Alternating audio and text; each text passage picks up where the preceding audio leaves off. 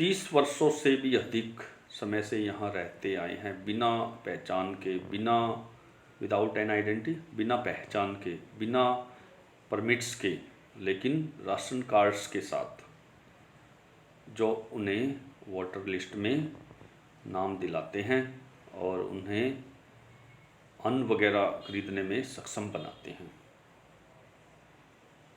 Food is more important for survival than an identity. भोजन पहचान से अधिक महत्व रखता है। इसके लिए, जीवन यापन के लिए। If at the end of the day we can feed our families and go to bed without an aching stomach, we would rather live here than in the fields that gave us no grain, say a group of women in tattered saris when I asked them why they left their beautiful land of green fields and rivers. तो देखिए, उस दिन के अंत पे हम अपने परिवारों को खाना खिला सकते हैं, बिना पेट में दर्द के सोने जा सकते हैं। एक सवाल खड़ा है, क्या दिन के अंत पे, जब दिन छिप जाता है, हमारे परिवारों को खाना मिल सकता है? बिना पेट में दर्द लिए हुए हम सोने जा सकते हैं। We would rather live here than in fields that gave us no grain. उन खेतों में, जो खेत हमें अन्न प्रदान करते थे, यहाँ रहना बेहतर है। उसकी अपेक्षा यहाँ जो रहना है, क्या सही है? फटी हुई साड़ी में महिलाओं के एक समूह से एक महिला कहती है, When I ask them, जब मैं उससे पूछता हूँ, why they left their beautiful land of green fields and river, कि उन्होंने हरे भरे खेतों और नदियों, सुंदर सुंदर नदियों, हरे भरे खेत और नदियों के उस सुंदर धरती को क्यों छोड़ दिया? Whenever they find food, they pitch their tents that become transit homes.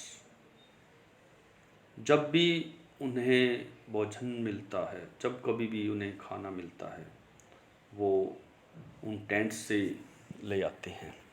Pitch means, यहाँ पे देखिए टेंट्स की मिजरेबल प्लाइट्स को शो किया गया है।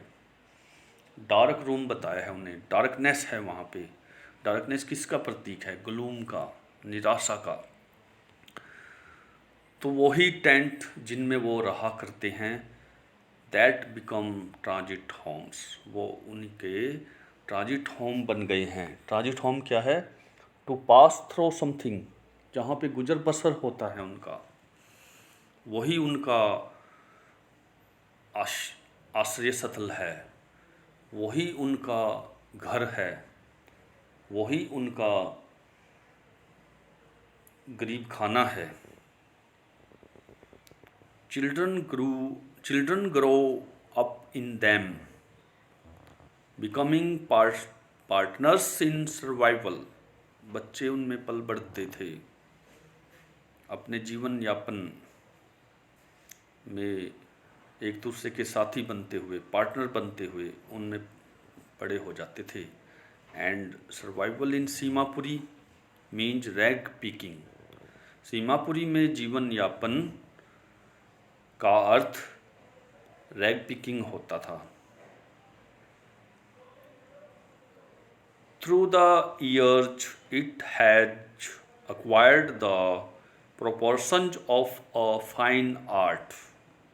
वर्षों से इसने एक फाइन आर्ट का प्रोपोर्शन एक्वायर कर लिया है। एक्वायर मीन प्राप्त कर लिया है, ऑब्टेन कर लिया है। प्रोपोर्शन यहाँ पे देखिए, a quantity of something that is part of the whole amount। तो देखिए यहाँ पे प्रोपोर्शन का मीनिंग किसी चीज़ की क्वांटिटी जो किसी पूरी अमाउंट का पार्ट है। यहाँ पे प्रोपोर्शन क्या है? वर्षों से एक फाइन आर्ट का प्रोपोर्शन है। Garbage to them is gold. वो प्रोपोर्शन क्या है? वो कूड़ा करकट वो इन रैग पिकर्स के लिए गोल्ड है। यही उनका गोल्ड है। It is their daily bread, A roof over their heads even if it is a leaking roof. ये उनका प्रतिदिन का खाना है, उनकी रोटी है, उनके सिरों पे छत है। Even if it is a leaking roof, छत चाहे कैसी हो, टपकती हुई छत भी हो, वो उनका सहारा है, उनका शेल्टर है। But for a child it is even more. लेकिन एक बच्चे के लिए यह है उससे भी अधिक है। तो डियर स्टूडेंट्स, डियर फॉलोअर्स, यहाँ तक का हमने लॉर्ड सफरिंग का बड़ा ही हार्ट मूविंग अध्ययन किया है।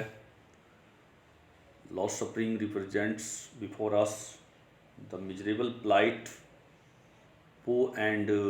poor condition of poverty-ridden people who make their survival by rag picking.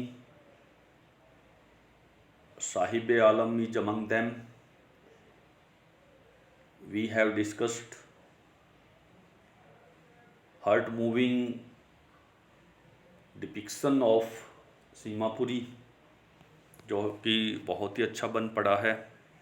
तो हमारे देश की जो लोअर स्ट्राटा है, निम्नतम वर्ग है, जिनका आश्रय स्थल टेंट्स वगैरह होते हैं, जो कूड़े करकट के ढेर से एक एक चीज़ को चुन के उनमें से अपना जीवन यापन देखते हैं, उनकी मिजरेबल प्लाइट का नेटर ने बड़ा ही मार्मिक हार्ट टचिंग वर्णन किया है।